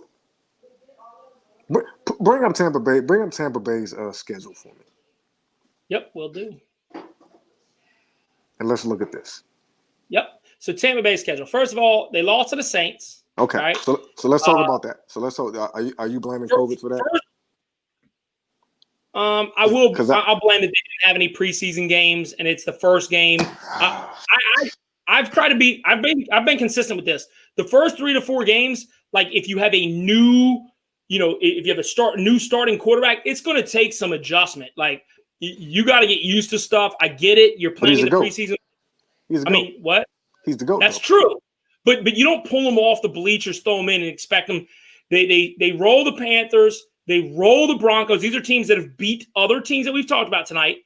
They beat the Chargers. They lost to the Bears by 1. Again, that's one of the reasons why I think the Bears are being slept on. And then they smoked the Packers. So you've smoked the Packers. You've smoked the Panthers. They're 3-3. You smoked the Broncos, Broncos have beat a couple good teams. And you got the Raiders this week. And if you roll the Raiders, you're going to beat the Giants. Of course. Then you have that matchup Saturday night against the Saints. It's going to be a big one. And who do you think is going to be favored? Where they playing? They're playing in Tampa. They'll be favored by at least 3.5. You get 3 points for being home anyway. They'll have Michael Thomas back. He's not going to be slapping his teammates anymore. So you get him back here. He was on punishment. I think Drew Brees has lost his arm. I think his arm is no good now. He's got a dead arm. Yeah. So, I'll still take the Saints. Oh, they play the Chiefs. You don't really believe that. You're saying that because you want Aaron Rodgers to do better, and so you want. I get it. No, I get you. No, I'll take the Saints. We'll know exactly where Tampa is on November 29th. Of course. November 23rd, the Rams and the Chiefs back to back. But at the end of the day, the Bucs are going to win that division. Yeah. I picked New Orleans, so I don't like going against my pick. I picked Tampa to make the playoffs, but I picked New Orleans to win the division. The arm I've seen out of Drew Brees, I think he's closer to done than I thought at the beginning of the season. So we'll see how that goes. And it's been interesting. To be fair, there's been a couple of changes in that I was wrong about, that I can say that I've been wrong about. Going through the divisions just real quick on that, I was right about the Bills. I had them 1. I had the Dolphins 2. So far, it's not hard to have the Bills 1. That wasn't a good. You're not a good prognosticator if you had the Bills good at winning the East. You had them winning the East, right? Yeah, the Bills. Yeah, who didn't? Yeah. No. I'm not bragging. I'm just saying that I had it. Okay. But I had Dolphins making the playoffs. You probably didn't. No. I had Pittsburgh winning this division with the Ravens finishing second. That's still going so far. I had the Colts and then the Titans making the playoffs because I believed in their offensive line and defensive line, but I don't believe in Philip Rivers. I'd have to make sure that Philip Rivers is killing me this year. Yeah, I'm not a fan of Philip Rivers. I mean, he's 100 years old. But trying to pull up my stop, dude. Stop. Okay, I'm not available. If I get one more phone call from a politician, I'm not voting for that person. I don't care who it is. I'm so done with getting phone calls. I doubt that. I doubt that. No. If Senor Orange calls you. Oh, well, if Trump calls, I'm definitely voting for Trump. But I'm talking about local politicians that I don't know. I mean, some of them I know, but it's just irritating as hell. So hold on. I wrote down my picks. I want to see. So I had the Eagles. We'll go this way. So I had the Eagles. I still think the Eagles are going to win the division. I had Minnesota Vikings. I would like a redo.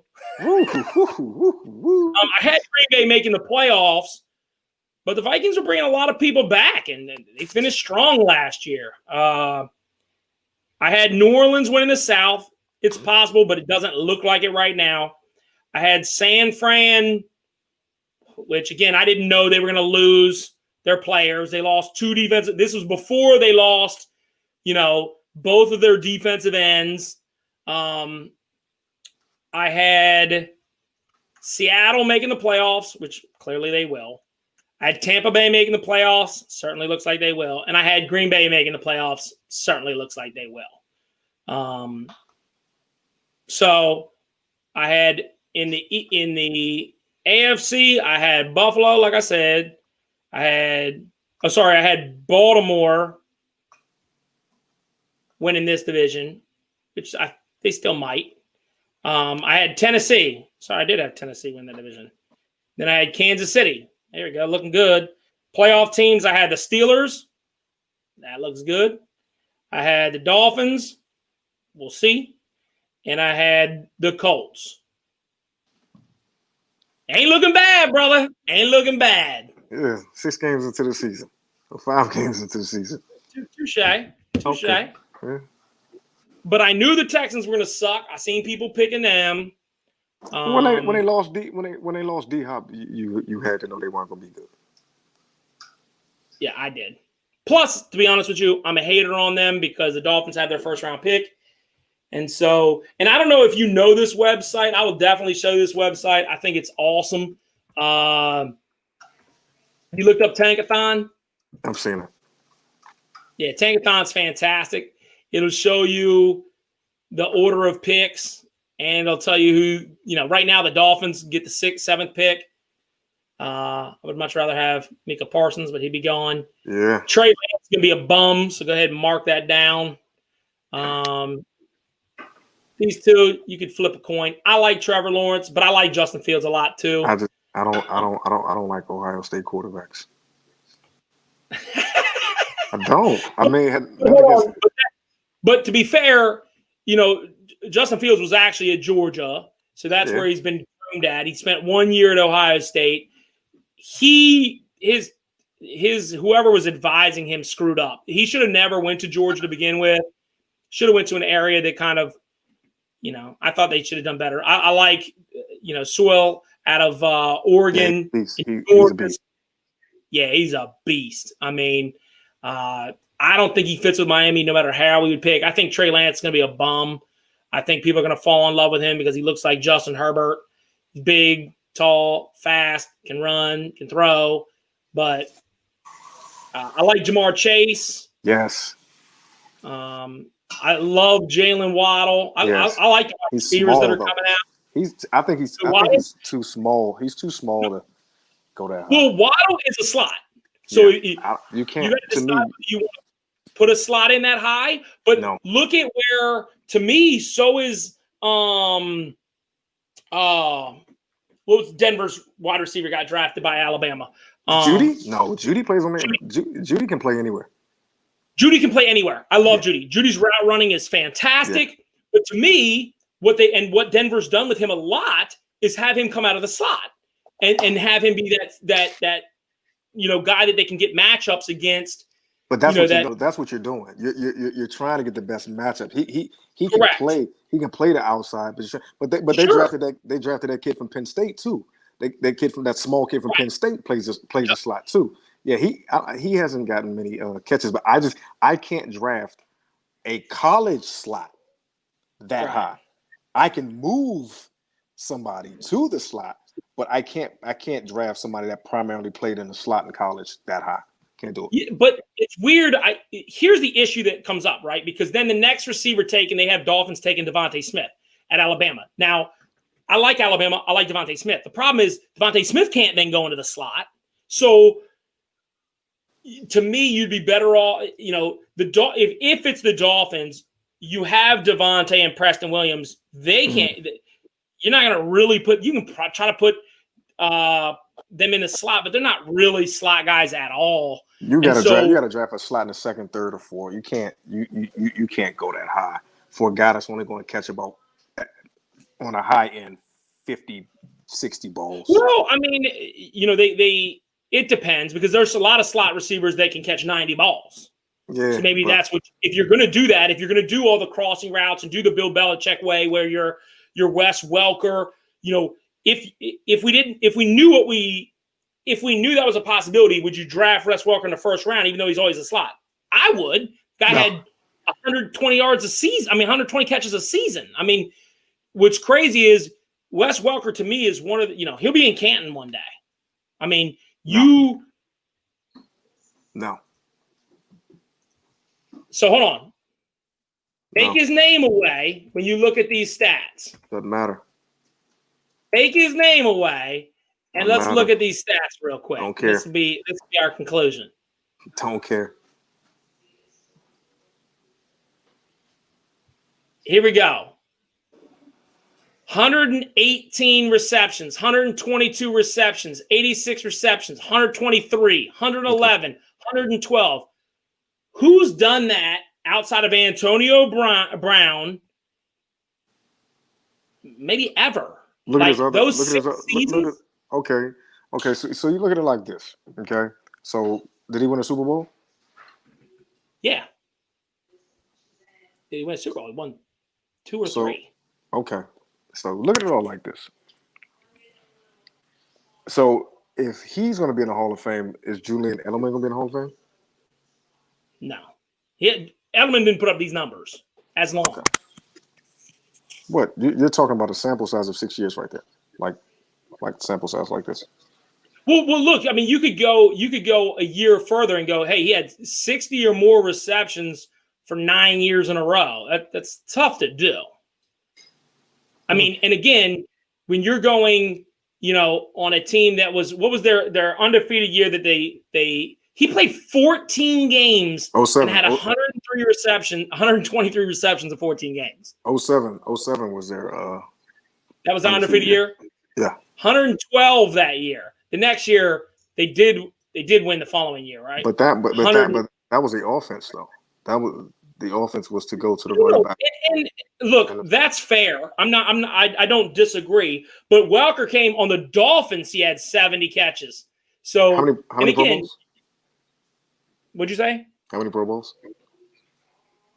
That's a good question. I think maybe at 3. That's a good question. It's a valid question. How many All Pros? Well, the All-Pro thing is tough because he's never going to be. I don't know if he's ever going to be. So he has no. It's a unique position. He's only a slot receiver, so I don't know if it's fair to. He's 5-time Pro Bowler. Is this 5 times?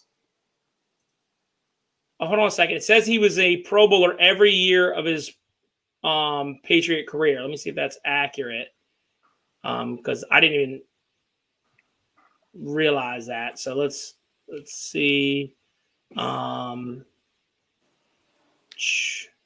is it? Say Pro Bowls? Oh, here we go. So he was a 2-time first team All-Pro. So he was All-Pro. He was Pro Bowler 5 times. Okay. 3-time NFL reception leader. He has a 99-yard touchdown reception.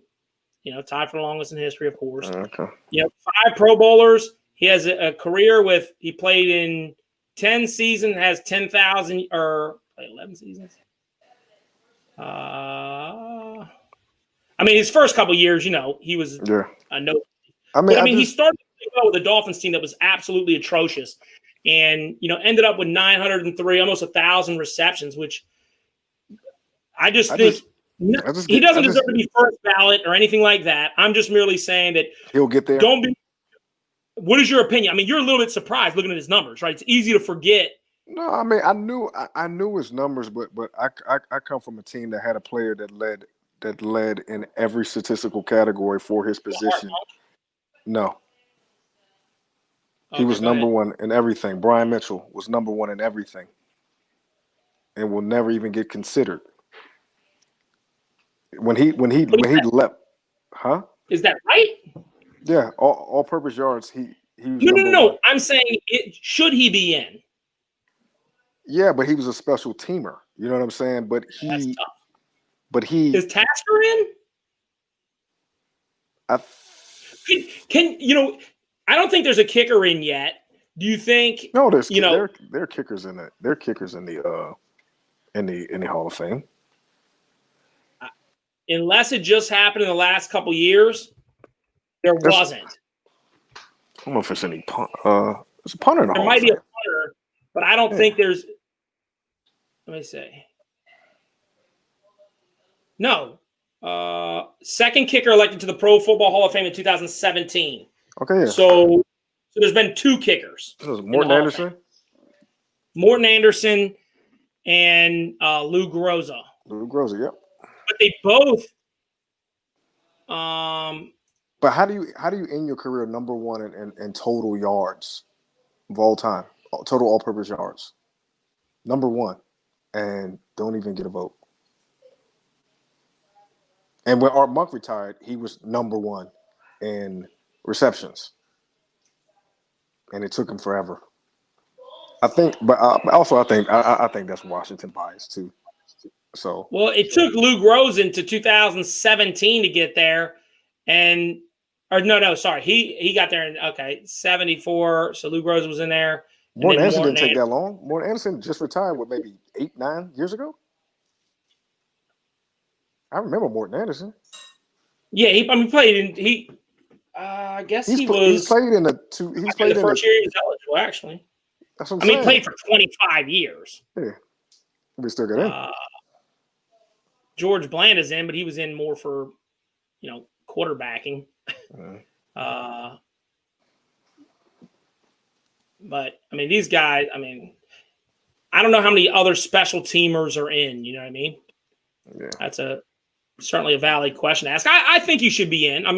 Brian Mitchell was a huge, huge player for the Redskins for some teams that they were very good. He won a Super Bowl. Yeah.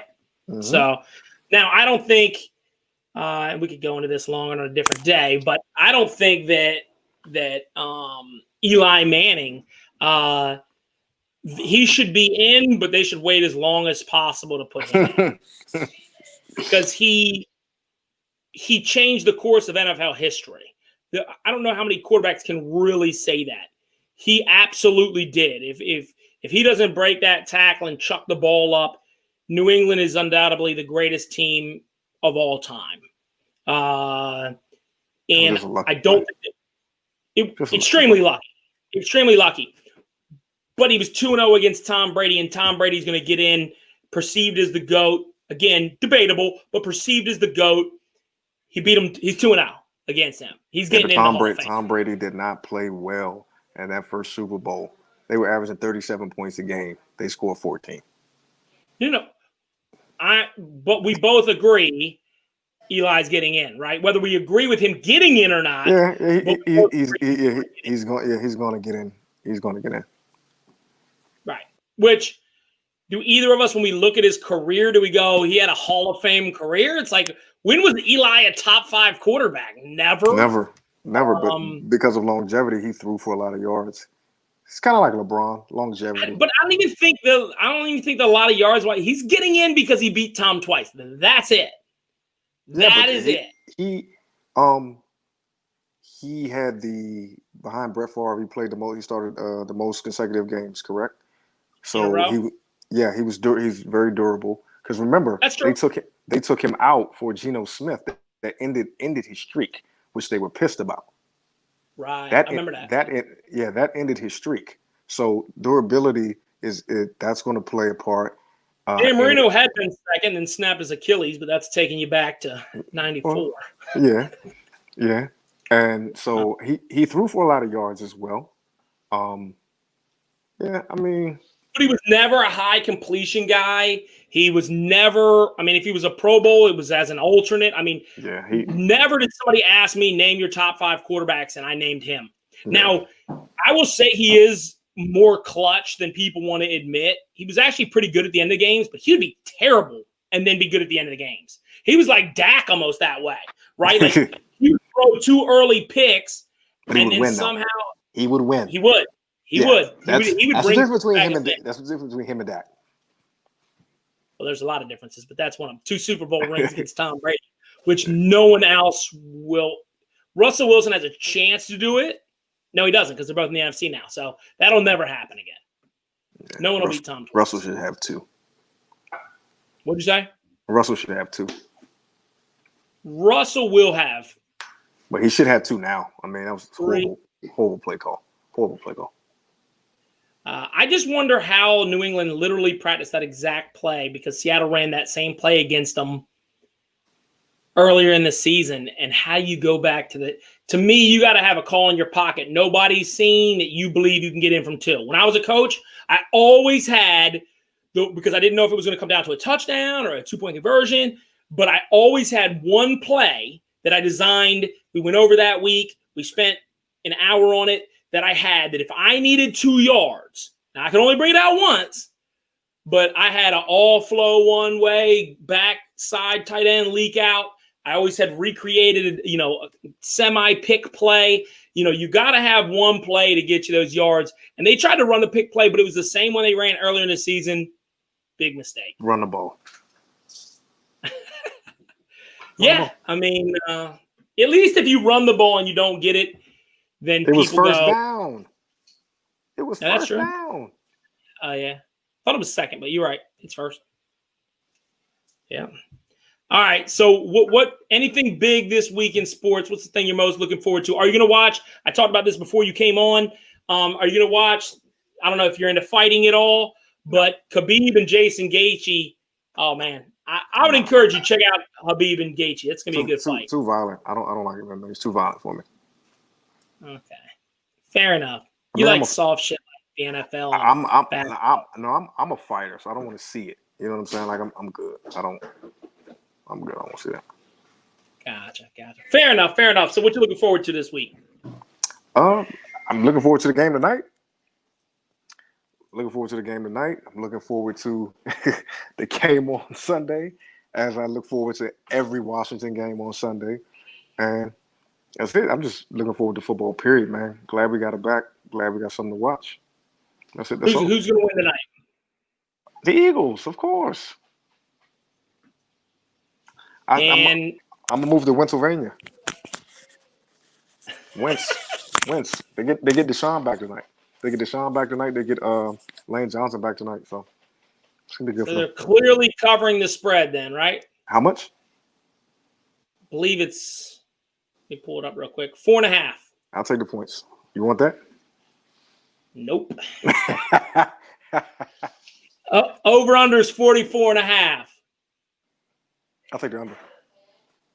I'm gonna take the under too because I think it's gonna be like 31-10 or something like that. Yeah. You know? I'll take It'll the be under with a lot of points for the Eagles and not many for the Giants.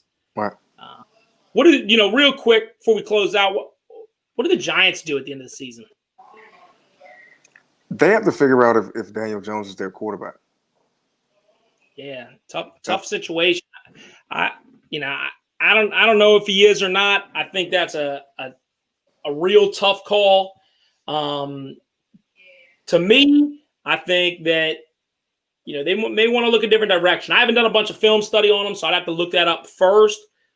But they're going to be in position, and their GM needs to be fired. I guess they just got a new GM, but Gettleman.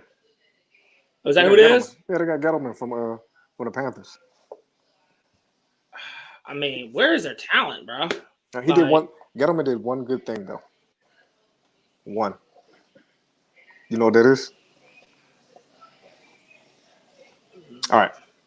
He let Landon Collins go. Landon Collins is horrible. He's horrible. So that's one good thing he did. That's it. Yeah. I mean, they need Saquon back. I like Slayton. That's all they got. I mean, they got no offensive line, very little defensive line, no defense, one receiver, and no running back. So that is better make a decision. But I'm going to forward this out. Thanks for joining. Let's try, if we can try to do this, maybe today on lunch is a better day. Dude, I'm retired, dude. So, you just hit me. See if I'm available, man. Got the kids over there doing schoolwork. We're good. That's what we do. All right, brother. Well, have a good day. And we out of here.